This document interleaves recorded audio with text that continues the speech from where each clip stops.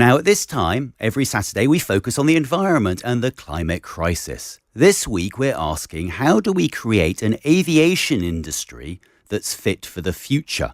Could greener fuel soon become a reality? George Hibberd is a former airline pilot who gave up his career in the cockpit and now collaborates with aviation workers in an organisation called Safe Landing. Welcome, George. Well, first of all, set out how bad airlines. We sort of instinctively know that getting on a plane isn't great for the environment. I mean, how bad is the aviation industry when it comes to greenhouse gas emissions? Hi, Harry. Thanks for having me on. Yeah, as you say, I used to be an airline pilot. I flew for EasyJet for a number of years before I lost my medical in 2022 due to something called climate anxiety.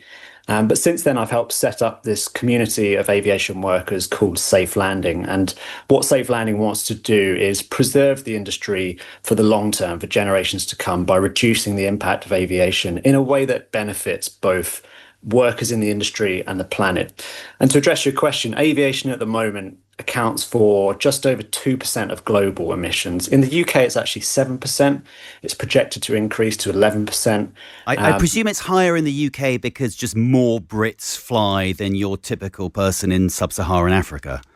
Yeah, absolutely. And actually 80% of people in the world have never set foot on the plane.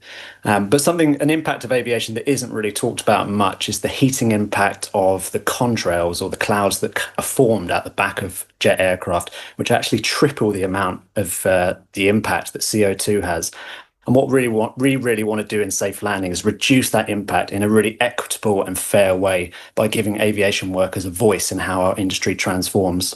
Okay, so what are the solutions? If we still realistically are going to fly in planes to get around the world, to make the economy keep on ticking and go on holidays, but we want it to have a lower impact, what can we do?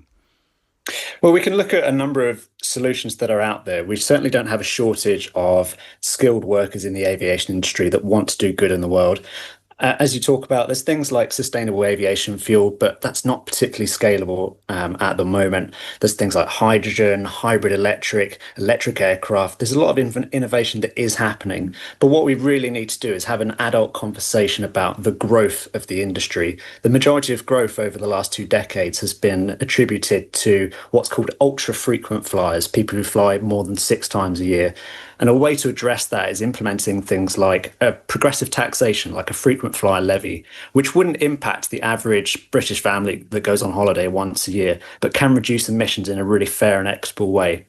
But ultimately, to get these things to happen, we really need to give workers a voice. And that's why we're pioneering a deliberative form of democracy called Workers Assemblies, which are based on the concept of citizens' assemblies that bring workers together, give them the science and give them time to deliberate, and give recommendations to government on what workers really think and how we should transform the industry moving forwards. But why is the answer, when we want to reduce carbon emissions, always tax?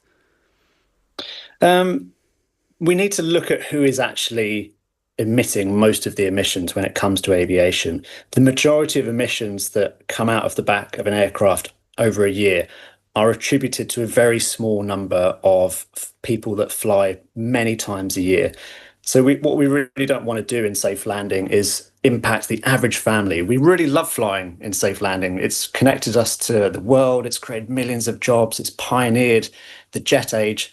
So we really need to preserve that for the long term. And the way that we do that is giving aviation workers and citizens a voice and the solutions that can benefit both workers, citizens, and the planet. Brilliant. Thank you so much indeed for your thoughts and your time. That was George Hibberd, a former airline pilot who now works with the organisation Safe Landing.